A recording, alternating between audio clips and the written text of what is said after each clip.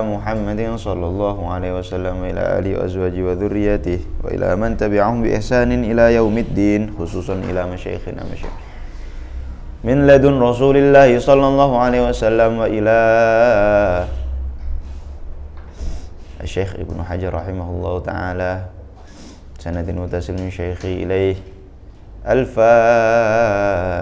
A'udzu billahi minasyaitonir rajim. Bismillah.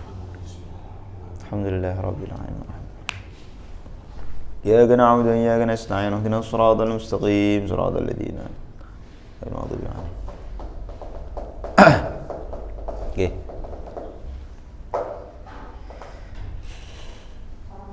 Nahmadu wa nusalli wa nusallim ala rasulihil karim wa ala alihi wa sahbihi ajma'in wa ba'da. Kemarin kita sudah membahas khatimah, yakni penutup dari kitab ini. Disebut penutup karena memang pembahasan di sini tidak berkaitan secara langsung ya. Berkaitan, tetap berkaitan tapi tidak secara langsung dengan al-qabul war-rad. Pembahasan inti dalam ilmu dirayah ini adalah membahas mengenai suatu hadis apakah bisa diterima atau tidak atau ditolak. Maka di sini pembahasan-pembahasan mengenai mengetahui tabaqat perawi, tanggal lahirnya, tanggal wafatnya ini memang berkaitan tapi tidak secara langsung. Berbeda dengan misalnya pembahasan syarat-syarat hadis sahih, perawinya harus adil, dhabit dan seterusnya. Oke. Kita udah sampai kepada paragraf wa ma'rifatu kuna al-musammain. Wa ma'rifatu kuna al-musammain. Beliau di sini membahas mengenai kunyah para perawi. Beliau mengatakan itu wawunya atof kepada wawu yang pertama setelah khotimah itu. Khotimatun wa minal muhim ma'rifatu kunal musammain. Dan penting untuk mengetahui kunyah-kunyah rawi-rawi yang dua orang yang diberi nama, yakni penting untuk kita mengetahui perawi yang ya punya kunyah. Jadi supaya misalnya ada dua orang namanya sama, untuk membedakan gimana dilihat kunyahnya. Ada dua orang perawi namanya Ahmad, sama-sama Ahmad, nama bapaknya juga sama, Ahmad bin Muhammad. Maka untuk tahu perbedaannya kita lihat kunyahnya. Kemudian wa asma'i al-mukannain. Nah, ini persoalan beda lagi. Asma'il mukannain ini adalah nama perawi yang masyhur dengan kunyahnya. Jadi ada perawi yang justru sebutannya atau panggilannya atau biasanya dalam hadis, dalam sanad yang disebutkan kunyahnya bukan nama aslinya. Nah, ini juga perlu kita ketahui, penting. Waman ismuhu kunyatuhu. Nah, ada perawi namanya adalah kunyahnya. Jadi misalnya begini, dalam tradisi Arab itu kan, kunyah ini adalah nama anak. Jadi misalnya ada orang punya anak Abdullah, maka dia disebut Abu Abdillah, kan begitu. Ada orang namanya Muhammad, ada orang punya anak namanya Muhammad, maka bapaknya disebut Abu Muhammad dan seterusnya dan seterusnya, Abu Ahmad dan seterusnya dan seterusnya. Misal ada orang sejak lahir sama orang tuanya dikasih nama, namamu adalah Abu Ahmad. Jadi sejak awal namanya sudah Abu Ahmad. Kan banyak tuh orang zaman sekarang, apalagi orang Indonesia kan banyak tiru-tiru, nggak tahu apa maksudnya. Tiru-tiru namanya, wah ada orang terkenal namanya misalnya Abu Abdillah, langsung dinamai Abu Abdillah. Padahal itu kunyah, tapi dibuat nama. Dan banyak perawi juga namanya begitu. Nama perawi Abu Abdillah. Ada sejak lahir langsung dikasih nama Abu Abdillah. Nanti dia sudah dewasa, punya anak, anaknya namanya Abdullah. Jadi dia namanya Abu Abdillah, terus anaknya namanya Abdullah. Berarti kunyahnya apa? Abu Abdillah juga. Jadi namanya Abu Abdillah, kunyahnya juga Abu Abdillah. Lah itu maksudnya ismuhu kunyatuhu. Man ismuhu kunyatuhu. Orang atau perawi yang namanya adalah kunyahnya. Walaupun ini sedikit ya kata Imam Ibnu Hajar dalam Nuzhah, wahum qalil, jumlahnya sedikit. Yang banyak itu wa ma'rifatu man ukhtulifa fi kunyatihi, itu banyak. Wa man ukhtulifa fi kunyatihi, mengetahui nama-nama perawi yang kunyahnya diperselisihkan. Ini siapa nih? Abu Abdillah atau Abu Muhammad atau Abu Ahmad? Bahkan bisa jadi dua-duanya. Karena dia punya dua anak misalnya. Anak yang pertama namanya Muhammad, anak yang kedua namanya Abdullah misalnya. Maka dia bisa Abu Abdillah, bisa Abu Muhammad. Kadang dalam riwayat ini menggunakan kunyah Abu Abdillah, di riwayat yang lain menggunakan kunyah Abu Muhammad, dan seterusnya dan seterusnya. Wa ma'rifatu man kathurat kunahu, mengetahui orang yang banyak sekali kunyahnya, au nu'utuhu, atau gelar-gelarnya. Nu'ut itu kan naat sifat, maksudnya gelar. Banyak gelarnya. Misal contohnya Ibnu Jurayj. Nah, Ibnu Jurayj ini seorang perawi, dia punya dua kunyah sekaligus, namanya kunyahnya adalah Abul Walid, Abu Khalid. Ini yang ada dalam yang ditemukan oleh Imam Ibnu Hajar. Ibnu Jurayj punya dua kunyah namanya Abul Walid dan Abu Khalid. Berarti punya anak dua. Bisa jadi anaknya dua, Abul Walid dan Abul Khalid. Walaupun kadang kunyah itu pernah saya bahas juga kalau nggak salah di awal pembahasan, bahwa kunyah itu kadang sifatnya samai. Kayak misalnya ada orang kok namanya Yusuf, maka kunyahnya Abu Yakub. Ini samai. Walaupun dia nggak punya anak namanya Yakub, tapi nanti dikasih kunyah Abu Yakub. Ada orang namanya Ahmad, maka nanti kunyahnya siapa?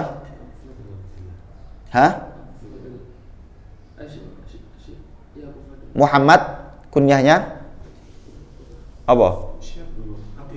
Oh, bukan kunyah. Kalau Ahmad,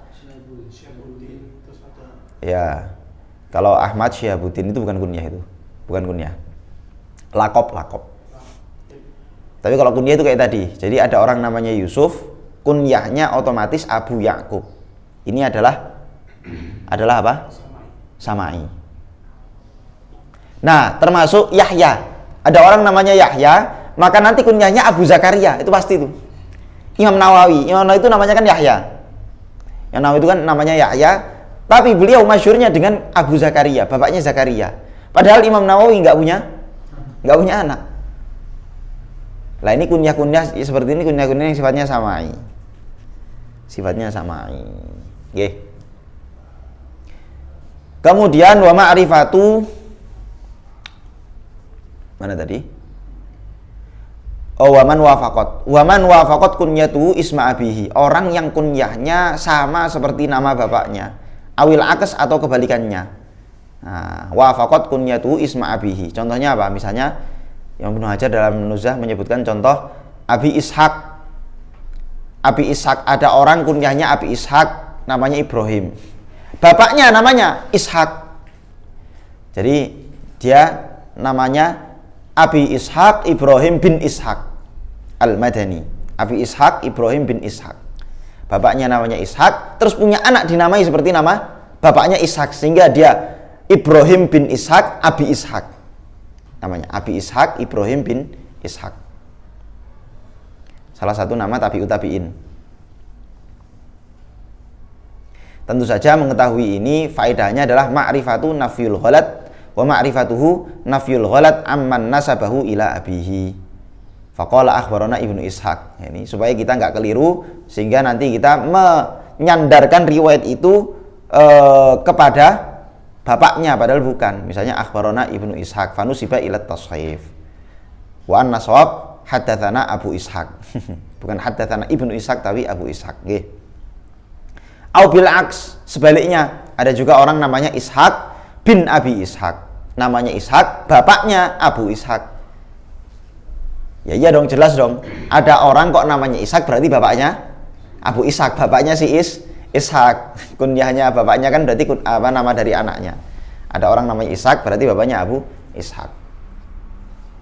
Lah ini kadang buat iltibas, kalau orang nggak terbiasa baca sanad tuh nanti bisa Ishaq, Abi Ishaq, bingung. Oke. Kemudian au kunyatuhu kunyata zaujatihi, atau ada orang nama kunyahnya itu mirip atau sama dengan kunyah istrinya. mirip dengan kunyah istrinya. Contoh ada orang namanya Abu Ayyub. Ini sahabat Nabi ya, Abu Ayyub Al-Ansori. Istrinya namanya Ummu Ayyub Al-Ansori. Abu Ayyub Al-Ansori, terus istrinya Ummu Ayyub Al-Ansori. Wa man nusiba ila ghairi abihi, ada rawi yang dinisbatkan kepada selain bapaknya. Misal mana contohnya nih?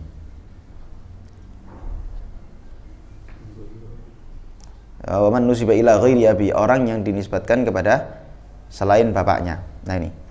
Misalnya Miqdad bin Al-Aswad. Ada sahabat namanya Miqdad bin Al-Aswad. Ini Miqdad bin Al-Aswad ini, saya lupa ini sahabat atau tabi'in ya. Kayaknya sahabat, insyaallah sahabat. Beliau termasuk yang paling dekat dengan Sayyidina Ali. Bahkan orang Syiah yang ghulat itu, yang takfiri, mereka mengatakan seluruh sahabat kafir kecuali 4 orang. Semua sahabat kafir kecuali 4. Sayyidina Ali, Hasan, Husain, Miqdad bin Al-Aswad. Jadi kuwabe kafir kecuali 4 orang. Hasan, Husain, Sayyidina Ali sama Miqdad bin Al-Aswad. Dan Miqdad bin Al-Aswad itu dekat sekali dengan Sayyidina Ali. Abu Hurairah kafir, Umar kafir, Utsman kafir dan seterusnya. Nah, mereka nggak nerima hadis yang diriwayatkan sama Abu Hurairah, sama Sayyidah Aisyah nggak nerima mereka. Mereka cuma mau nerima hadis yang diriwayatkan sama 4 orang ini. Akhirnya kan dikit hadisnya kan, ya nggak? Akhirnya mereka ngarang-ngarang hadis, banyak itu. Orang Syiah memalsukan hadis banyak, dinisbatkan kepada Sayyidina Ali. Bahkan ada musalsal bi ahlil bait.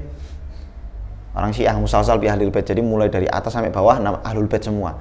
Musalsal biman ismuhu Hasan. Nah, musalsal untuk orang yang rawi-rawi yang namanya Hasan. Jadi sederet rawi namanya Hasan semua. Sayyidina Hasan bin Ali, an Hasan sampai terakhir Sayyidina Hasan bin Ali. Ini musalsal bila Hasan. Jadi kalau tiba-tiba ente masuk padahal nama ente bukan Hasan, nah itu bisa merusak silsilah musalsal. Kalau saya masih ada Idharul Hasan, ada Hasan-Hasannya masih bisa. Enggak, kalau itu ada itu musalsal bin Hasan. Tapi itu terakhir saya lupa itu akhirnya cuma sampai siapa gitu. Di sama Imam Ibnu Hajar nyebutkan juga. Wallahu alam. Ya, jelas saya belum pernah punya riwayat itu. Nggih. Kemudian wa man nusiba ila ghairi abihi, orang yang dinisbatkan kepada selain bapaknya. Jadi Miqdad bin Al-Aswad. Nah, Al-Aswad itu bukan nama bapaknya. Nama bapaknya adalah Amr. Jadi aslinya nama dia Miqdad bin Amr. Au ila ummihi, atau justru dia dinisbatkan bukan kepada bapaknya tapi dinasabkan, diintisab ya, bukan nasab, bukan nisbat, tapi diintisab kepada ibunya. Contohnya adalah Ibnu Ulayyah, namanya Ismail bin Ibrahim, ibunya namanya Ulayyah. Jadi Pak Ibrahim punya istri namanya Ulayyah, pasangan istri Ibrahim dan Ulayyah ini punya anak namanya Ismail. Ismail jadi perawi thiqah. Terus banyak orang menasabkan Ismail kepada ibunya, Ismail bin Ulayyah, terus dipanggil Ibnu Ulayyah. Padahal beliau sendiri tidak suka, beliau nggak suka disebut Ibnu Ulayyah, nggak suka. Karena la yuhibbu ayyuqal lahu Ibnu Ulayyah, beliau nggak suka disebut Ibnu Ulayyah. Walihada kana yaqulu Syafi'i, oleh karena itu Imam Syafi'i ketika menyebutkan namanya beliau mengatakan akhbarona Ismail, disebutkan namanya, telah mengabarkan kepada kami Ismail alladzi yuqalu lahu Ibnu Ulayyah, yang banyak disebut sebagai Ibnu Ulayyah. Tapi disebutkan namanya dulu Ismail. Kalau perawi yang lain nyebutkannya langsung Ibnu Ulayyah, padahal beliau nggak suka. Adabnya Imam Syafi'i kepada gurunya. Akhbarona Ismail alladzi yuqalu. Penting untuk nyebut Ibnu Ulayyah, penting karena misalnya beliau itu masyhurnya dengan Ibnu Ulayyah. Maka dalam periwayatan kita penting untuk menyebutkan nama masyhurnya. Nickname-nya yang masyhur. Kan kadang orang itu punya nickname tapi masyhur. Ada teman saya itu namanya bukan. Namanya itu nickname-nya adalah Dus Powell. Nama nickname-nya siapa? Dus Powell. Nama aslinya adalah Zikri. Kalau saya nyebut Zikri, orang itu nggak kenal, asing. Tapi kalau siapa namanya? Dus, Dus ya, terkenal. Memang udah masyhur sekali dengan Dus Powell. Kalau disebutkan apa? Kalau disebutkan namanya langsung Zikri itu nggak kenal. Bahkan dia sendiri ketika memperkenalkan dirinya kepada saya itu pakai nickname-nya. Maksudnya kita udah kenal, cuman suatu ketika dia ganti nomor, kemudian dia WA saya.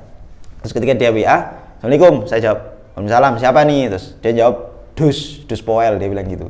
Dia nggak manggil namanya tapi nickname-nya. Berarti dia artinya sudah ridho dipanggil Dus Poel. Iya, kambing yang masuk Poel, mas kecil. Oke. Ya kayak Zidane loh, Samot. Nah, Samot. Lebih terkenal Samot. Oke. Kemudian au ghairi ma yasbiqu lil fahmi. Au ghairi ma yasbiqu lil fahmi. Maksudnya apa? Maksudnya adalah nasab-nasab yang tidak sesuai dengan pemahaman banyak orang atau orang yang dinisbatkan kepada hal-hal yang tidak difahami secara langsung. Jadi begini, ada orang itu yang dinisbatkan kepada sesuatu karena alasan-alasan tertentu. Misal, ada orang julukannya Al-Hadza. Julukannya apa? Al-Hadza. Hadza itu artinya apa coba? Hah? Hadza itu nama pekerjaan. Apa itu hadza? Pekerjaan apa? Hadza. Hadza itu adalah orang yang pembuat sendal atau penjual sendal. Ya kan? Hadza itu adalah nama penjual sendal atau ya pengrajin sendal, pembuat sendal atau penjual sendal, terserah. Al-Hadza. Al-Hadza. Ada perawi namanya Al-Hadza. Orang-orang ngiranya dia jual sepatu atau sendal, padahal enggak. Jadi orang disebut Al-Hadza alasannya kenapa? Innama kana yujalisuhum, dulu dia itu sering duduk-duduk bareng sama penjual sepatu. Akhirnya dia disebut Al-Hadza penjual sepatu. Ini bahaya, sering duduk sama pemain game nanti bisa disebut wah gamer sih. Sering duduk sama apa namanya? Perokok nanti disebut wah ini udutan, misalnya begitu. Duduk sama macam-macam. Nah, duduk sama pokoknya orang kalau banyak duduk dengan golongan tertentu nanti dia bisa dinisbatkan kepada golongan tersebut. Ada kaidahnya itu, saya lupa itu. Man apa namanya? Pokoknya terakhirnya urifa bihi. Man apa barang siapa yang banyak melakukan sesuatu urifa bihi, maka dia akan dikenal dengan sesuatu itu yang banyak ia lakukan. Ada orang namanya Sulaiman At-Taimi. At-Taimi itu artinya dari Bani Taimi, bukan Taimiyah ya. Sulaiman At-Taimi dari Bani Taimi. Padahal beliau aslinya bukan dari Bani Taimi. Hanya saja dulu beliau pernah singgah di perkampungan Bani Taimi, terus beliau dinamakan Sulaiman At-Taimi. Cuman pernah singgah sekali, terus disebut At-Taimi. Yang paling lucu lagi, ada perawi namanya Abdul. Saya lupa namanya siapa itu, siapa. Pokoknya julukannya Julukannya Abdul. Abdul itu kan sesat. Waladhdallin, jangan jadikan termasuk orang yang sesat. Beliau julukannya Abdul. Padahal beliau thiqah. Beliau ini thiqah, tapi julukannya Abdul. Orang ngiranya, oh ini jangan-jangan dulu pernah tersesat ini, pernah apa namanya? Dulu jangan-jangan dulu ini pernah jadi kafir atau pernah murtad atau apa begitu kan. Padahal enggak. Nah, Abdul itu karena dulu beliau itu pernah suatu ketika umroh atau haji begitu, terus jalan-jalan di gang-gang Mekah, nyasar. Mulai dari siang sampai sore baru bisa balik. Akhirnya balik-balik beliau disebut sama teman-temannya Abdul, orang yang pernah tersesat. Pernah tersesat. Saya pernah nyasar di Asyir misalnya, sekali. Pernah dulu awal-awal nyasar di Asyir. Berarti saya layak disebut Abdul. Idhar Abdul yang pernah tersesat. Kalau Zidane nggak cukup Abdul tapi dolin. Kenapa? Karena banyak tersesatnya. Nyasarnya banyak dia. Nyasarnya apa? Tetap itu, tapi kan nyasar dulu. Muter-muter dikit. Ya, tapi sama aja. Yang jelas nyasar dulu. Dolin. Karena apa? Sesatnya bukan cuma sekali tapi berkali-kali. Nah, kan aneh-aneh. Kenapa? Al-Kalbi. Barangkali ada apa namanya? Ada satu kabilah namanya kabilah Al-Kalbi, wallah alam, saya nggak tahu. Itu harus nyari di kitab Kutubur Rijal, lihat di Kutubur Rijal.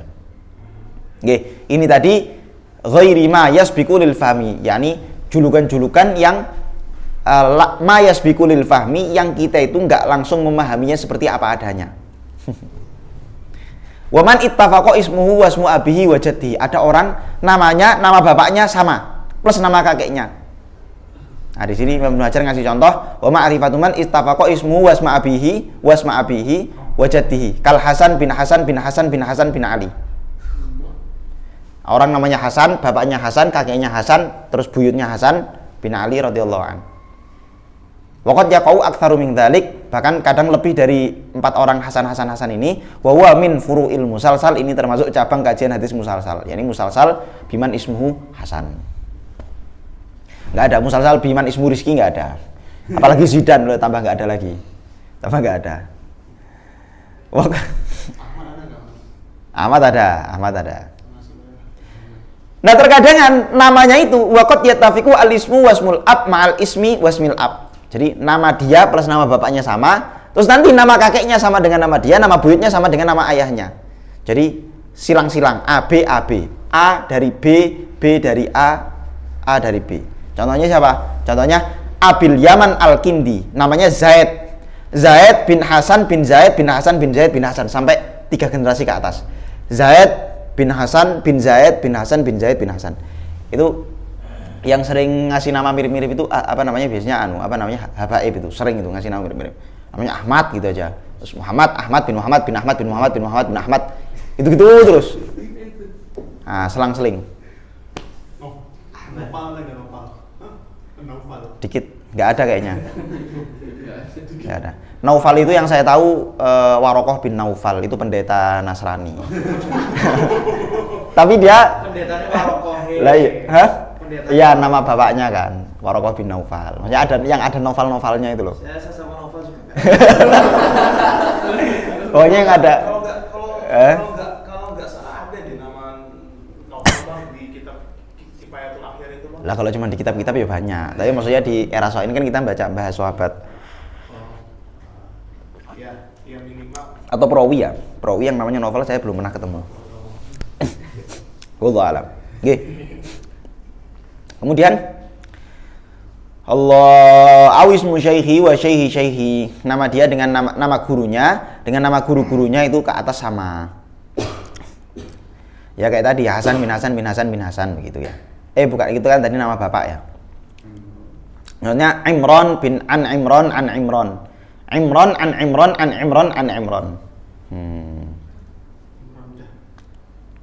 Kemudian Allahu Akbar. Waman ittafaqa ismu syaikhihi warrawi anhu. Nama gurunya dan nama muridnya itu sama.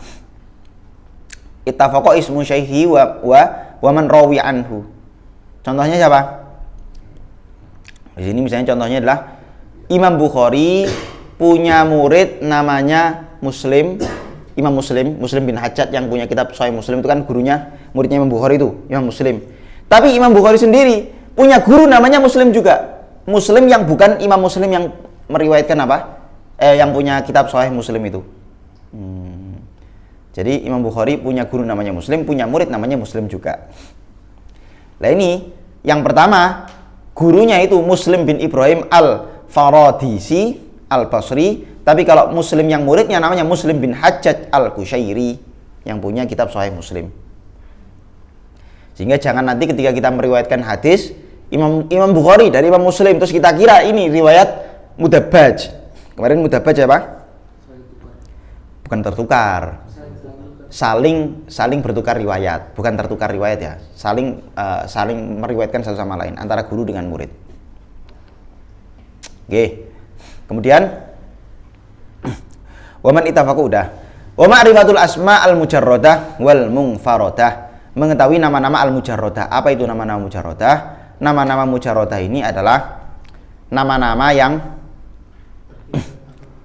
khusus, misalnya nama-nama yang spesifik orang-orang thiqah.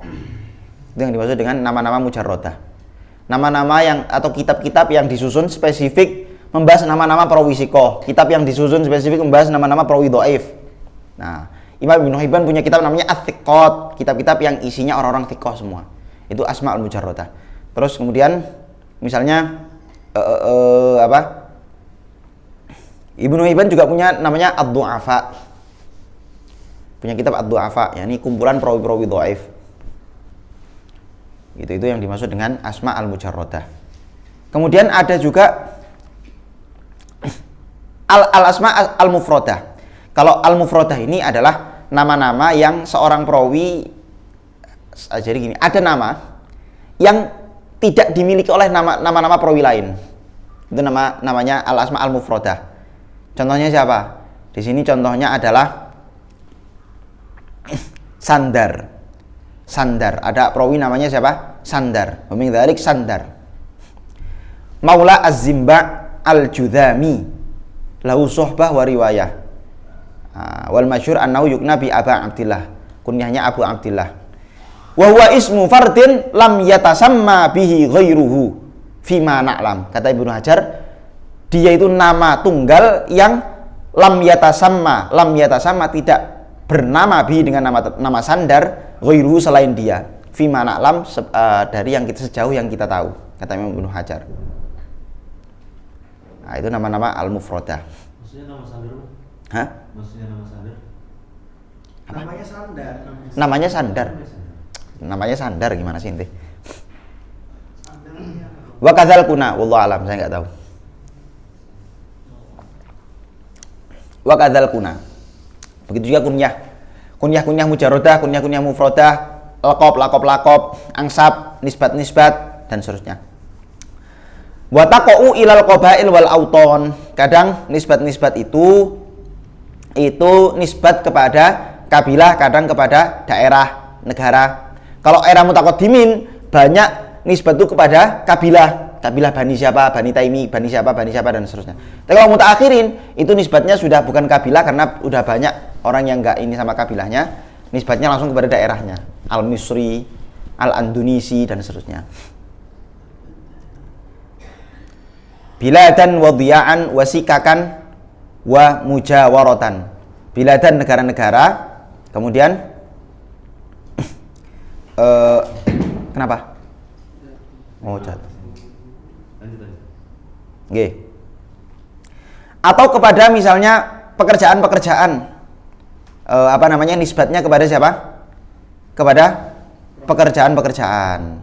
Contohnya misalnya ada orang pekerjaannya penjahit, maka al-khayyat. Ada orang penjual roti, al-bazzaz, dan seterusnya. Wa ila sana'i wa yaqau fiha al-ishtibah wal ittifaq kal asma. Maka dalam nisbat-nisbat ini kadang nanti terjadi ishtibah. Seperti yang sudah kita bahas tadi, kemiripan nama, ittifaq, kesamaan nama, nisbat, kemiripan nisbat seperti dalam nama-nama. Wa qad taqau al-qaban. Terkadang juga terjadi pada lakop, julukan-julukan itu juga kadang terjadi istibah, kemiripan, kesamaan. Wa ma'rifatu asbabi dzalik, kita juga penting untuk mengetahui sebab-sebab kenapa dia dilakopi demikian. Sebab-sebab lakop. Kenapa dia dilakopi demikian. Dan lakop-lakop yang kadang ada lakop-lakop yang itu tadi secara zahir tidak sama maknanya. Seperti lakop dia dilakopi dengan misalnya Abu Zakaria, padahal sebetulnya dia nggak punya anak Zakaria, hanya saja samai kalau orang namanya Yahya dilakopi, kok lakop toh? Dia apa? Dikunyahi Zakaria. Atau enggak itu tadi Syamsuddin, Syihabuddin itu. Kalau orang namanya Ahmad maka Syihabuddin. Tapi kalau orang namanya Muhammad maka Syamsuddin. Itu lakop-lakop semacam itu. Kenapa dia dilakopi demikian? Oh, karena namanya Muhammad, karena namanya Ahmad dan seterusnya. Oke. Masuknya ilmu rijal semua itu. Kenapa? Masuknya ilmu rijal semua atau? Kenapa? Masuknya ilmu rijal semua. Iya, ini semua maksudnya ilmu rijal semua. Kemudian, wa ma'rifatul mawali min a'la wa min asfal birriki au bil hilfi. Kemudian mengetahui mawali. Mawali itu apa? Mawali itu adalah maula. Maula itu apa? Maula itu sebutan orang yang dinisbatkan kepada maulanya. Maula itu siapa? Maula itu orang yang memerdekakan. Kalau ada budak, dia dimerdekakan oleh seseorang, maka nanti nama orang yang memerdekakan itu disematkan di dalam namanya. Contohnya adalah misalnya saya lupa siapa itu, maulanya Abu Hurairah, terkenal sekali itu, Maula Abi Hurairah, bekas budak yang dimerdekakan oleh Abu Hurairah. Misalnya dulu Zidan budak, majikannya namanya Umar atau Ibnu Umar, maka nanti Zidan disebut Zidan Maula Ibnu Umar. Nah, ada maulanya, Maula Ibnu Umar, mantan budak. Ya. Atau kadang maula itu bukan budak, kadang maula itu adalah nama orang yang mengislamkan dia. Nah, jadi dulu dia kafir, sebab Islamnya sebab siapa? Oh, sebab Islam sebab Zakir Naik misalnya. Maka nanti bisa disebut maula Zakir Naik. Jadi biasa dulu para ulama menyebut maula kepada orang-orang yang mengislamkan dia. Kenapa? Karena dia itu sudah dimerdekakan dari budak kekufuran menuju kemerdekaan Islam.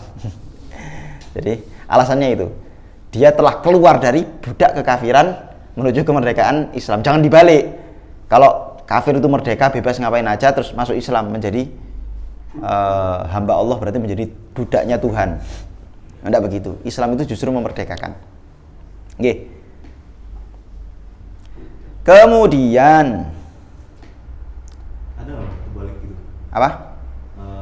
Lakopnya data itunya diambil dari orang yang murtad kan? Enggak ada. Yang saya tahu enggak ada. Wa ma'rifatul ikhwah wal akhwat, mengetahui saudara dan saudari-saudarinya perawi.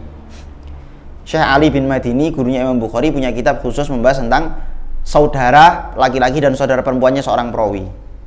Nah, karena ini penting. Kadang nanti orang itu ketika muncul kesamaan-kesamaan nama, kesamaan nasab, kesamaan nisbat, kesamaan ini dan itu, nanti dicari nama saudaranya. Aku siapa begitu. Wa ma'rifatu adabi syaikhi wa talib, kemudian juga penting juga mengetahui adab-adab, etika-etika seorang guru dan murid. Di antara etika yang disebutkan Imam Ibnu Hajar di dalam nuzahnya adalah tashihun niyah, meluruskan niat. Orang belajar itu karena apa? Jangan sampai orang itu belajar karena wat tatahhur min aghradid dunya, membersihkan diri dari tujuan-tujuan duniawi. Kemudian antara lain misalnya seseorang itu jangan wala yuhaddits fi baladin fi aula minhu. Etikanya seorang yang mau menyampaikan hadis, jangan sampai kalau di negara itu ada orang yang lebih utama menyampaikan hadis dari dia, barangkali lebih thiqah, lebih ini, lebih itu, etikanya dia jangan sampai menyampaikan hadis. Maka dulu ketika ketika Sultanul Ulama itu siapa? Izzuddin bin Abdissalam. Ketika Syekh Izzuddin bin Abdissalam sampai di Mesir, maka banyak mufti-mufti Mesir nggak mau berfatwa. Mereka mengatakan sudah ada Izzuddin bin Abdissalam Sultanul Ulama fi hadzal balad, kita leren fatwa, kita berhenti berfatwa. Sudah ada yang lebih aula minna, lebih utama dari kita. Itu etika. Kemudian antara lain wa ayyatatahhar wa yajlis biwaqarin, ketika ngaji itu ya duduknya dengan mensucikan diri, jangan punya hadas terus ngaji. Utamanya apa? Suci, baik hadas kecil maupun hadas besar. Wala yuhaddits qa'iman aw ajilan, di antara etikanya adalah ketika menyampaikan hadis jangan sambil berdiri, jangan cepat-cepat, pelan-pelan. Wala fit thoriq, nah jangan di jalan. Imam Malik itu paling marah kalau ada orang tanya hadis di jalan, marah Imam Malik. Ada suatu ketika ada orang tanya hadis ke Imam Malik di tengah jalan, marah beliau. Kalau mau mau tanya hadis nanti di rumah. Beliau mandi dulu, pakai pakaian yang bagus dulu, pakai wangi-wangian, majelisnya proper begitu, baru ngadakan majelis. Nah, harus majelis yang wakor begitu, nggak di jalan, nggak amburadul, nggak semrawut. Itu etika. Tapi ada juga ulama itu yang nyampaikan hadis itu di mana aja, di pasar, di jalan, di macam-macam. Karena dalilnya dulu Nabi pernah ditanya di tengah jalan, terus Nabi jawab. Berarti Nabi itu berfatwa juga di tengah jalan, dan fatwa Nabi jadi hadis, berarti Nabi juga menyampaikan hadis di tengah jalan. Berarti menyampaikan hadis di tengah jalan itu nggak masalah. Karena kalau orang itu misalnya mau menyampaikan hadis, mau berfatwa nunggu di rumah dulu, nunggu gurunya mandi dulu, nunggu ini, nunggu itu, kasihan. Kadang orang itu nggak sempat, nggak punya waktu, waktunya cuma mepet kan kasihan. Apalagi pertanyaannya juga pertanyaan-pertanyaan yang sebenarnya simpel. Pertanyaan yang memang urgent, penting untuk dia ketahui saat itu juga. Masalah sholat, masalah haid, masalah nifas dan seterusnya. Ini kan hal-hal yang sifatnya urgent. Beda lagi kalau misalnya kadang gurunya itu alasannya misalnya sih nanti ya di rumah, padahal alasannya dia lupa terus mau mutolaah dulu, lah itu beda lagi. Kalau itu beda lagi. Kalau itu memang harus mutolaah dulu kalau itu. Jangan ngawur, jauh jangan sampai ngawur. Syekh ini gimana ya, ada soal masalah gini ini. Oh iya sih ya nanti sih ini biar enak nanti di rumah aja dulu. Padahal alasan dia lupa jawabannya apa. Harus ngelihat kitab dulu. Atau buka Google dulu. Maktabah Syamilah dulu. Tapi itu masih mending daripada orang sotoy ditanya apa terus asal jawab padahal keliru. Wah itu apa termasuk khianah itu, berkhianat pada ilmu itu. Lebih baik ngomong nggak tahu kayak Imam Malik ketika ditanya terus beliau jawab wallahu alam, terus diprotes sama muridnya, oh Syekh ini saya tanya 70 soal rata-rata dijawab wallahu alam, ini gimana ini? Terus kata beliau apa? Wallahu alam nisful ilmi. Wallahu alam itu separuh dari ilmu, kata beliau. Jadi orang itu belum disebut alim kalau dia belum berani menjawab wallahu alam. Kok semua pertanyaan dijawab sama dia? Itu ciri-ciri orang yang nggak terlalu alim. Karena nggak ada orang bisa menguasai semua ilmu, itu nggak ada. Mesti harus ada wallahu alamnya. Beda kalau Zidane ditanya semuanya 100% wallahu alam, itu beda lagi. Kalau itu emang jahil. Emang jahilin. Bukan nisful ilmi. Kalau ditanya ini apa nih wallahu alam. Dulu ada orang lucu. Ada orang itu jawab semua pertanyaan dijawab fihi khilaf. Karena dia tahu mesti semua soal itu ada khilafnya. Bahkan sampai apakah fa'il itu marfu' itu ada khilaf. Loh iya serius. Dalam nahwu itu apakah fa'il itu selalu marfu' dan tanda rafa'nya isim mufrad itu selalu dhammah, itu ada khilaf. Ada khilafnya. Baru tahu kan kalian? Ada khilafnya itu. Maka karena dia tahu semua persoalan itu ada khilafnya, mulai dari nahwu sampai fikih sampai macam-macam ada khilafnya, maka dia suatu kali ditanya orang, Syekh hukumnya ini apa? Fihi khilaf. Ditanya yang lain, Syekh ini apa? Fihi khilaf. Orang ngiranya apa? Alim bener nih, tahu khilaf, tahu bahwa setiap persoalan ada khilafnya. Ini ngerti nih, ngerti furu'iyat dan khilafiyat, menguasai khilafiyat para ulama. Ada ulama ngetes, ini jangan-jangan cuma ngawur aja fihi khilaf padahal nggak tahu. Syekh, hukum sholat zuhur 4 rakaat itu hukumnya apa? Fihi khilaf. Walah langsung. Padahal itu maklum fitin bid darurah. Sholat zuhur 4 rakaat hukumnya fihi khilaf, itu maklum minatin bid darurah. Langsung akhirnya ketahuan lah ini abal-abal. Ini guru abal-abal. Nggih. Kemudian wa waqti sinni tahammul wal ada. Waktu kapan atau umur ketika dia menerima hadis dan umur ketika dia menyampaikan hadis. Ini berbeda ya. Orang yang menerima hadis dengan menyampaikan hadis ini, kalau menerima hadis itu bisa kapan saja. Artinya bisa umur masih muda pun nggak masalah. Umur 9. Kan beberapa ulama mensyaratkan minimal umur 6 tahun, minimal umur 7 tahun. Minimal ketika sudah baligh. Beberapa ulama mensyaratkan itu, tapi Imam Ibnu Hajar enggak. Pokoknya asal dia punya kemampuan sah. Walaupun anak kecil, umur 7 tahun kalau emang sudah cerdas, ulama zaman dulu 6 tahun udah hafal Quran, 7 tahun udah menguasai banyak sekali ilmu. Cerdas-cerdas orang zaman dulu. Ya kalau emang sudah layak, ahlan wa sahlan. Bahkan dulu biasa Imam Suyuti itu datang ke majelisnya Imam Ibnu Hajar ketika masih kecil sekali. Walaupun itu tidak dianggap tahammul wal ada ya. Beliau dapat ijazah dari Imam Syafi'i ketika beliau masih kecil. Imam Suyuti dapat ijazah dari Imam Ibnu Hajar ketika masih kecil. Maka beliau kadang disindir sama Imam Iraqi.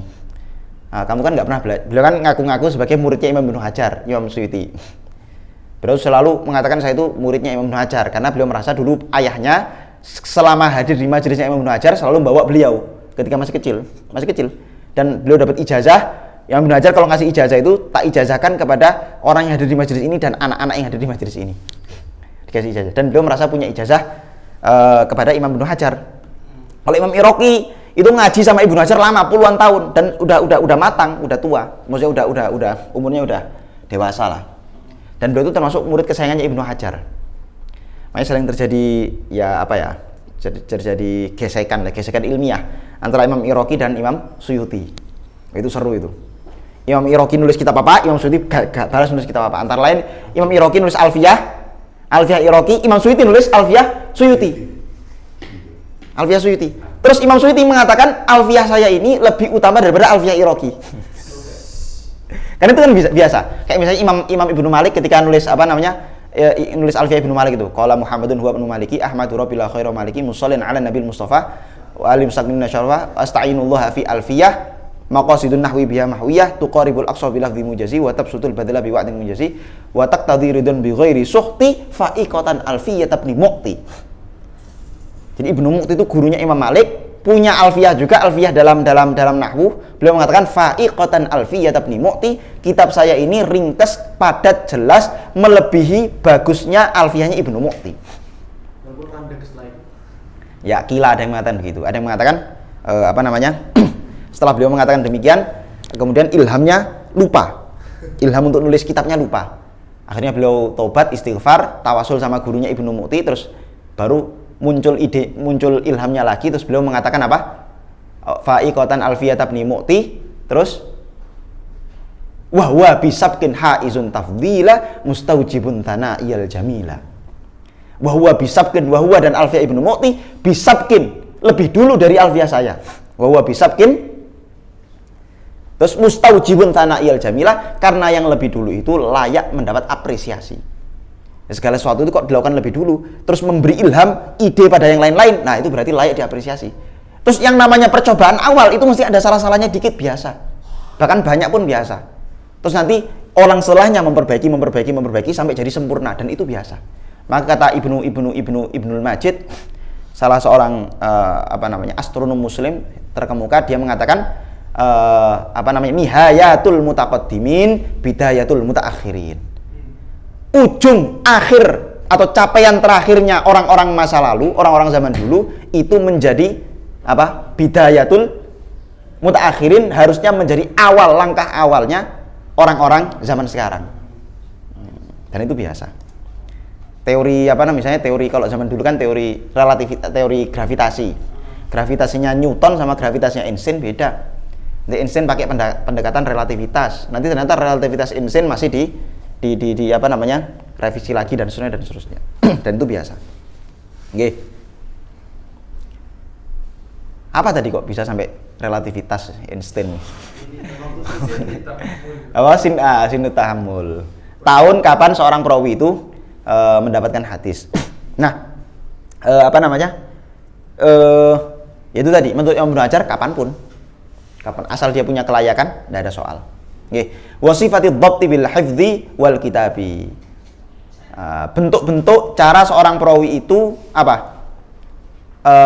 menghafalkan hadis atau menulis hadis. Bagaimana hafalan dia? Apakah kuat atau apa? Kemudian cara nulis dia bagaimana? Apakah nulis dia itu sudah dimukobalakan dengan kitab-kitab gurunya atau kitab-kitab kawan-kawannya yang lain yang sudah dimukobalakan, dan seterusnya. Wa sifati kitabatil hadisi wa ardihi. Bentuk-bentuk penulisan hadis dan ardihi itu adalah bagaimana orang itu menyampaikan hadisnya, cara nulisnya bagaimana. Ini ada ininya masing-masing, ini ada ilmunya masing-masing. Cara nulis hadis itu bagaimana, mubayyanan, mufassaron, musyakkalan, apakah diberi harokat apa enggak, diberi titik atau enggak, dan seterusnya. Kemudian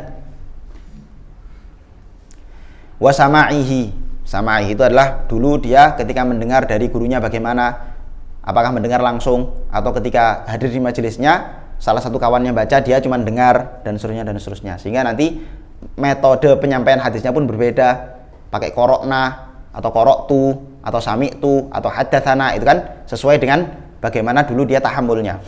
Warihlati fihi, model-model dulu seorang perawi rihlah, pergi untuk mencari hadis itu bagaimana.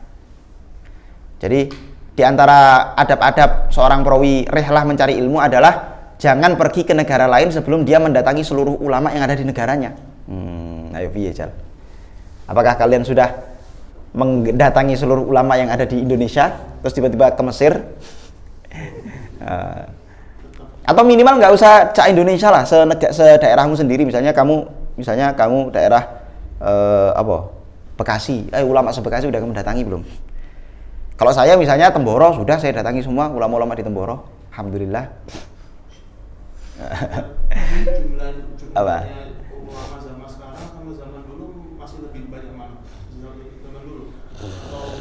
Harusnya zaman sekarang, harusnya lo ya. Tapi kalau kamu tanya secara kuantitas banyak zaman sekarang.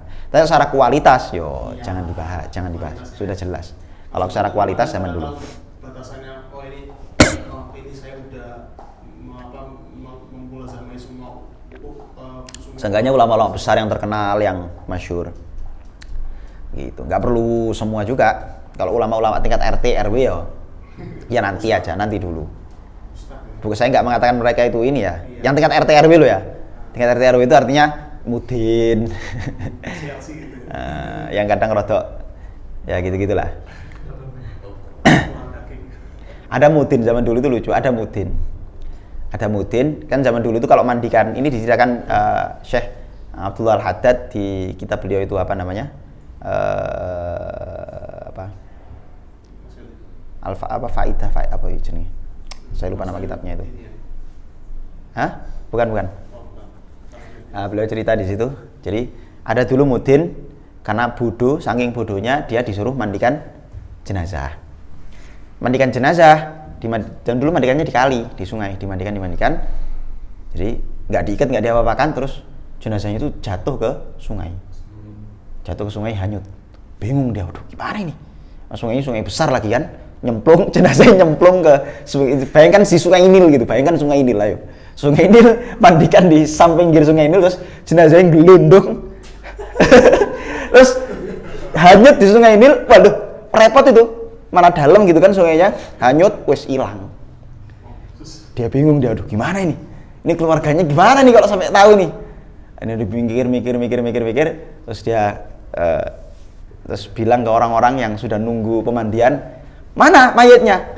Ini mayatnya ini rojul yang sangat soleh. Tadi ketika saya mandikan, ada malaikat datang langsung diangkat ke langit, semuanya Allahu Akbar. Astagfirullah. Ya nggak boleh lah, ngawur aja. Bilang aja hanyut, jenazahnya hanyut, terus ya, insya Allah makbul, insya Allah udah gitu aja, bilang aja hanyut. Bilang dia apa? Diangkut sama malaikat ke langit, ya Allah. Seorang orang percaya, subhanallah. Jadi ya kadang percaya mistis kadang harus dikurangi lah. Kadang juga tipuan juga kadang-kadang. Kecuali kalau yang menyampaikan tuh ulama besar. Nah, itu beda lagi. Kalau nyampaikan ulama besar, pengalaman pribadi beliau lah, itu baru ya bisalah kita percaya. Tapi kalau yang nyampaikan mudin, ndelok malaikat wis gak kelas.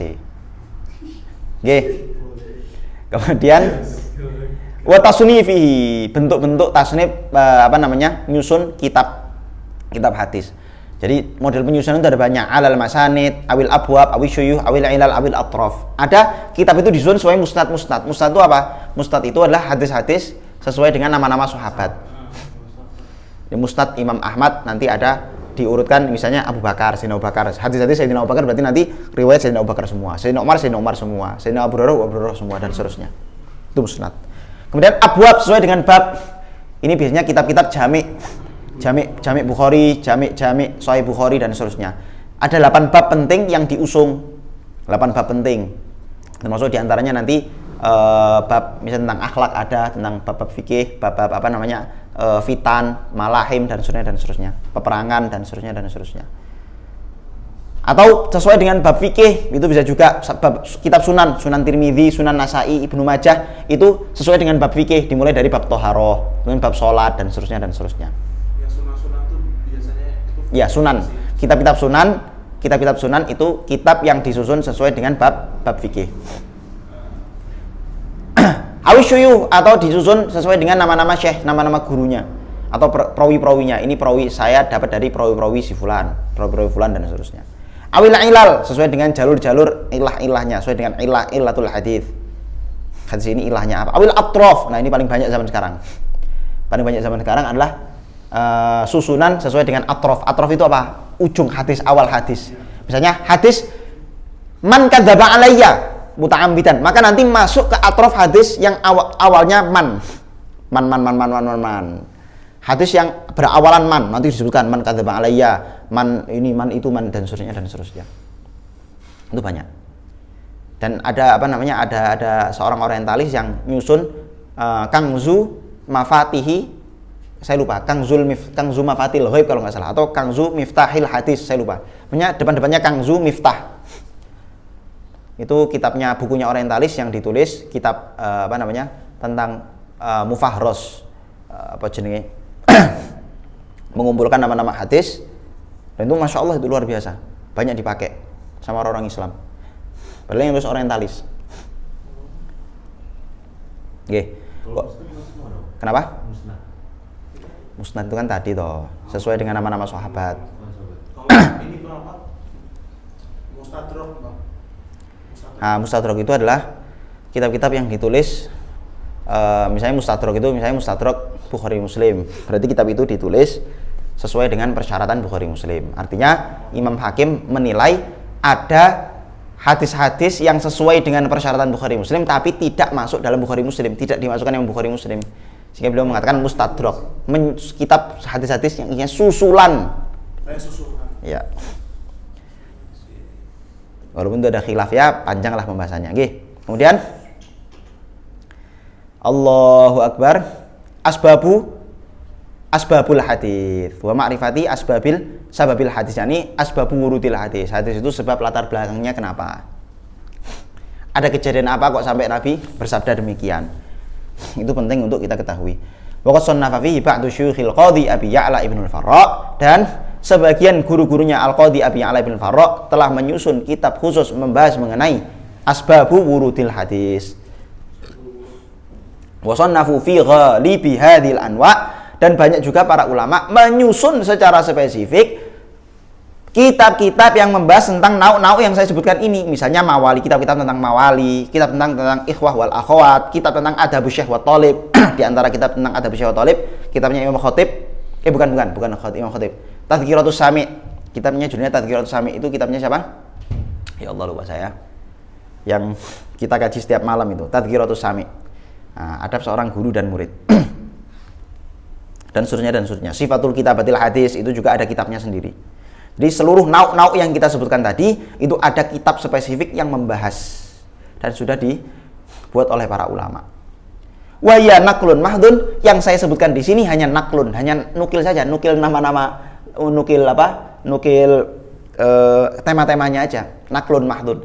Dhahiratut ta'rif, tidak perlu ta'rif, sangat jelas ta'rifnya, mustaghniyatun 'anit tamtsil, dan tidak perlu dikasih contoh kata beliau dalam Nukhbah. Tapi kalau dalam Nuzhah beliau ngasih beberapa contoh. Tapi karena Nukhbah ini hanya ringkasan, maka beliau mengatakan dhahiratut ta'rif, sudah jelas sekali ta'rifnya. Ta'rifnya ilah itu apa, hadis masanid itu apa, atrof itu apa, sudah jelas menurut beliau. Sababil hadis itu ta'rifnya apa. Mustaghniyatun 'anit tamtsil, karena sudah jelas nggak perlu contoh kata beliau. Karena ini aslinya kitab ini ditulis untuk para ulama zaman dulu. Murid-muridnya beliau kan para ulama-ulama besar. Minta beliau untuk nulis ringkasan tentang mustalah hadis, maka ditulis. Di kitab ini dulu tujuannya itu siapa? Para ulama besar, murid-muridnya Imam Ibnu Hajar. Dan Imam Ibnu Hajar kan ulama besar semua, Imam Iraqi, Zakaria Al-Ansari dan seterusnya. Ulama besar semua. Makanya beliau mengatakan mustaghniyatun 'anit tamtsil, untuk ulama sekelas Imam Iraqi. Kalau sekelas kita ya sangat butuh banyak tamtsil. Terus dulu kok.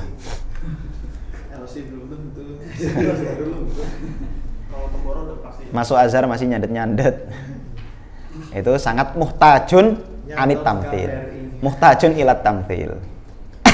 Wa hasruha muta'assirun, dan kata beliau kalau mau diringkas contoh-contohnya, ta'rif-ta'rifnya itu muta'assirun, sangat sulit sekali kata beliau. Fal yuraji', maka hendaklah kalian murajaah atau kembali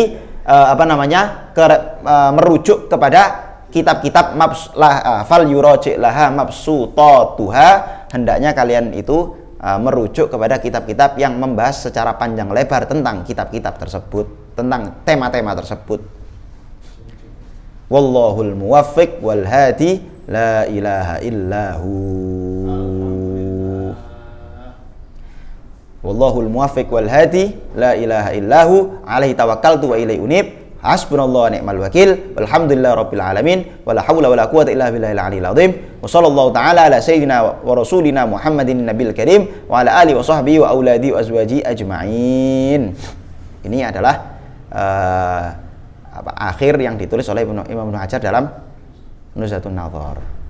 Adapun akhir yang saya tulis dalam terjemahan Nuzhatun Nadhar, alhamdulillah waqad kana al-faragh min tarjamatihi wa kitabati ba'di muqaddimatihi fil maqbarah al-mubarakah amama al-masjid Amfil asy-syarif bit Tamboro wa dzalika baina adh-dhuhri wal 'ashri min awwali ayyami syahr Ramadan. Allahumma lakal hamdu kama yanbaghi li jalali wajhika wa 'azimi sultanik. Wa sallallahu ala sayyidina wa nabiyyina Muhammadin wa ala alihi washabihi wasallim tasliman katsira. Al-faqir ila 'afwi rabbih idharul hasan. Wallahu ta'ala a'lam. Ini apa namanya? Terjemahnya dan beberapa mukaddimahnya dulu saya tulis di samping makom guru saya Kiai Uzairon Taifur Abdillah di tanggal 1 Ramadan pas 2 tahun yang lalu 1443 Hijriah. Sekarang sudah 45 ya. Ramadan 2 tahun yang lalu. Oke, wallahu a'lam. Ada yang mau ditanyakan? Ya. Berarti belajar ilmu hadis itu sama lama seperti belajar ilmu fikih. Jelas. Wadih, mustaghniyatun 'anit tamtsil, 'anit ta'rif. Terus sama ini Bang, soal yang cerita Imam Suyuti pas masih kecil belajar sama Ibnu Hajar. Itu berarti kesimpulan itu berarti sombong itu boleh pada tempatnya Bang ya? Kenapa? Sombong itu boleh pada tempatnya ya kata Imam Suyuti bikin kitab terus lebih afdal daripada kitab Imam Iraqi itu. Ya secara umum ya nggak boleh lah, cuman itu kan apa ya? Itu kesannya gimana? Itu bukan sombong kalau menurut saya. Itu beliau pengen memulai percakapan dengan memulai diskusi dengan mengatakan bahwa menurut saya kitab saya lebih baik. Kalau menurut kalian ini nggak lebih baik, coba tunjukkan kepada saya cacatnya di mana. Kalau menurut saya cara husnudzonnya kepada para ulama begitu. Ini kalau ada ulama yang secara zahir kok kayaknya sombong, itu bukan sombong. Itu pertama pengen menunjukkan kepada orang-orang atau pengen memulai satu diskusi yang menarik soal kitabnya. Karena orang itu kalau sudah selesai buat buku, buat kitab, kalau nggak ada yang komen itu nggak enak. Jadi harus dikomen. Lalu supaya komen harus bombastis. Awalnya itu harus bombastis dulu. Buku ini sampah. Harus bombastis dulu. Oke, yang lain? Agak jauh sih. Tumal jahalah wasalluhan narawi wa tafsir ma'qul fa yutaru bi ghairi mustahara bihi bi gharadi. Ya. Wasannafu fi al-mudi. Li gharadi maksudnya dengan tujuan tuh. Ya. Disebutkan dengan yang bukan maksudnya. Ya. Dengan tujuannya apa? Itu kan sudah pernah saya sebutkan. Tujuannya antara lain karena perawi ini terkenal, misalnya kalau disebutkan satu julukan, itu julukannya terkenal dhaif, maka gurunya itu dhaif dan terkenal dengan satu julukan. Nah, dia ingin menyembunyikan kedhaifan gurunya, maka akhirnya dia sebutkan dengan julukan yang lain. Di antara tujuannya. Atau supaya tujuannya supaya kelihatan gurunya banyak. Jadi di satu riwayat disebutkan julukan ini, riwayat yang lain, julukan yang lain, julukan lain, seolah-olah gurunya banyak, padahal julukan itu hakikatnya kembali kepada satu orang aja. Yang lain?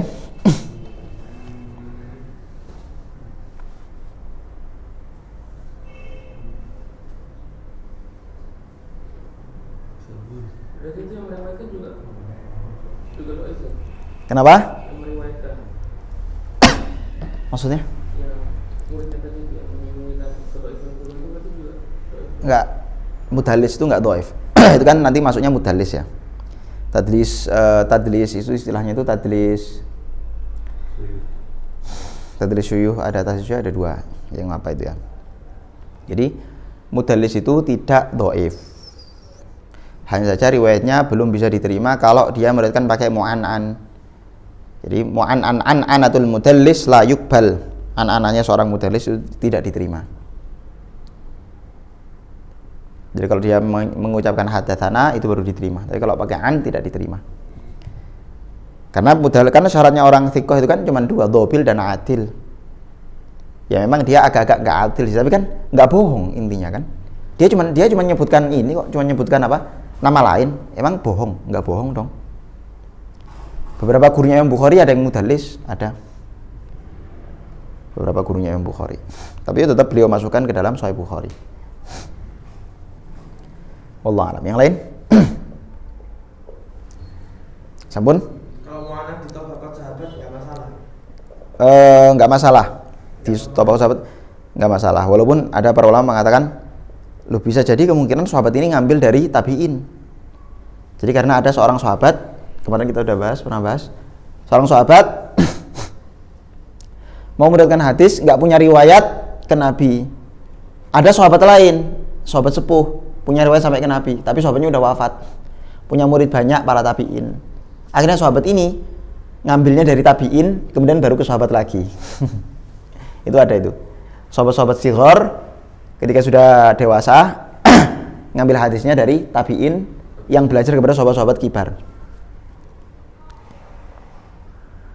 Tapi itu kalau udah sahabat biasanya langsung sama para ulama diterima. Siapapun, walaupun itu misalnya nggak langsung dari Nabi, dari sahabat terus ke Nabi, nggak ada soal. Jadi kalau dari tabi'in lah itu baru masalah. Oke, yang lain? Bang, kan Ibnu Hajar itu kan Amirul Mukminin Ya. di hadis berarti kan otomatis kan pada zaman itu kan semua salah satu berarti semua orang yang mau belajar hadis itu berarti rujukan semuanya kan langsung ke Ibnu Hajar itu Ya. sendiri kan. Bahkan sampai sekarang pun kita masih merujuk Imam Ibnu Hajar. Bahkan kita pun pasti merujuk ke Ibnu Hajar. Nah, kalau misalnya di ilmu lain misalnya Apa? Misalnya di ilmu lain, misalnya di tauhid misalnya.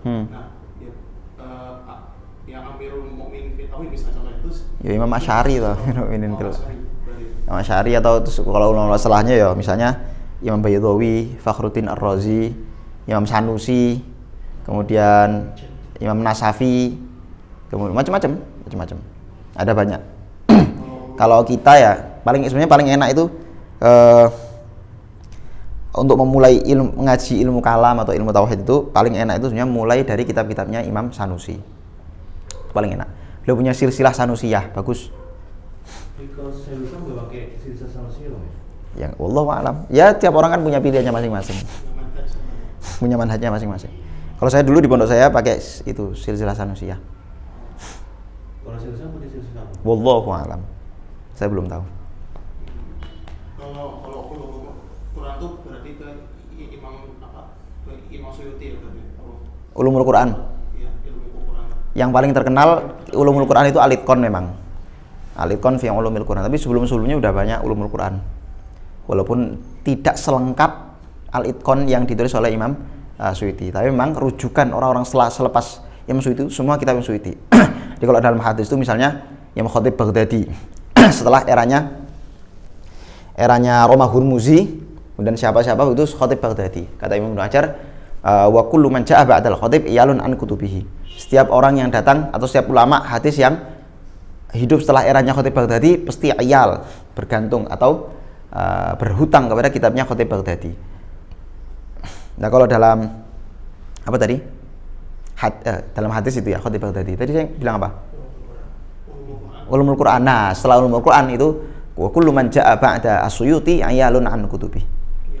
Setiap ulama yang datang selain era Imam Suyuti itu bergantung kepada kitab Ulumul Qurannya Imam Suyuti, antara lain Al-Itqan fi Ulumil Quran.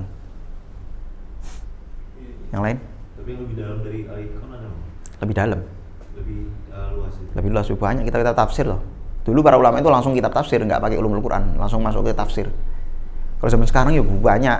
Misalnya kitabnya siapa namanya Imam Syekh bin Asyur itu, Tahrir wa Tanwir. Wah, itu luar biasa itu. Itu muqaddimah tafsirnya aja udah ulumul Quran itu. Muqaddimah tafsirnya, kemudian nanti dalam beliau mentafsirkan macam-macam. Atau enggak, misalnya kitabnya, karena begini ya, ulumul Quran itu sebenarnya sudah masuk ke usul fikih sebetulnya. Kalau kalian tahu pernah baca usul fikih, terus kalian baca ulumul Quran, nanti kalian akan tahu bahwa banyak tema-tema ulumul Quran itu sebenarnya ngambil begitu saja dari usul fikih. Sehingga ulumul Quran itu masuk cabangan dari usul fikih. Am, khos, terus kemudian mutlak, muqayyad, majas dan sebagainya, itu kan masuk usul fikih semua itu. Nasah mansuh dan seterusnya. Hanya aja beberapa tambahan, misalnya kayak ijazul Quran. Nah, itu kan dalam usul fikih nggak dibahas. Kemudian macam-macam lah. Tapi kalau kita belajar usul fikih, insya Allah ya udah ngerti lah sedikit banyak bab-bab pembahasan-pembahasan dalam ulumul Quran. Wallahu alam. Yang lain? Itu selengkap-lengkapnya Al-Itqan tuh pernah nggak ada ulama yang mengkritik? Semua kitab ada yang mengkritik. Kullul ulama yukbal wa yurad. Setiap perkataan ulama itu diterima dan ditolak. Illa sahibi hadzal qabr. Ketika itu ada seorang ulama yang berdiri di samping kuburnya Nabi. Kullul ulama yukbal wa, saya lupa redaksinya gimana, pokoknya intinya kayak gitu. Setiap ulama itu ucapannya ada yang diterima, ada yang ditolak. Tulisannya ada yang diterima, ada yang ditolak. Illa sahibi hadzal qabr, kecuali orang yang penghuni kubur ini, itu Nabi Muhammad. Semuanya diterima.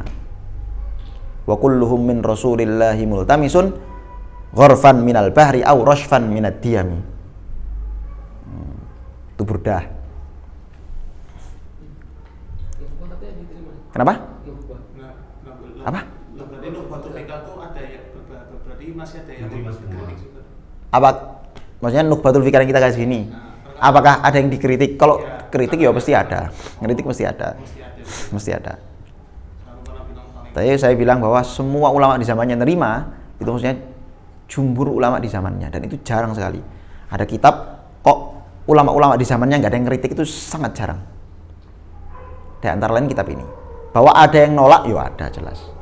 Menolak itu maksudnya ngeritik ya, ngeritik. Tetap ada berarti. Ada. Yang lain?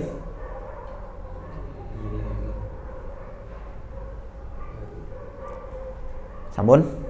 Oke. Nanti habis ngaji ini insya Allah kita lanjutkan langsung ke matlak ya. Fikihnya nanti dulu habis matlak. Karena fikih itu lama itu nanti. Fikih itu bisa 2 bulan tuh. Saya hitung-hitung, wah ini kayaknya lama nih. Tahrir Tangkih. Punyanya Imam Zakaria. Bukan. Tahrir Tangkih. Apa namanya? Matlak, karena matlak itu paling cepat insyaallah 2 minggu insyaallah khatam. Matlak. Oke. Cetakan recommended dong, Bang. Apa? Cetakan recommended. Cetakan recommended. Iya. Wallahu alam ya, saya nggak tahu. Teruji apa? Katanya recommended. Ya kalau recommended ya yang mahal. Kalau mau yang murah ya PDF. Apa namanya itu apa? Apa dan? Yang tulisannya kayak tulisan ribuan tahun yang lalu itu kayak manuskrip. Halabi itu. Itu pun kalau ada. Kalau masih ready. Bisa juga ada software. Oke. Ya, gitu ya. Oke, semoga ngaji kita diterima sama Allah, menjadi asbab dimudahkannya urusan-urusan kita dunia akhirat. Al-Fatihah.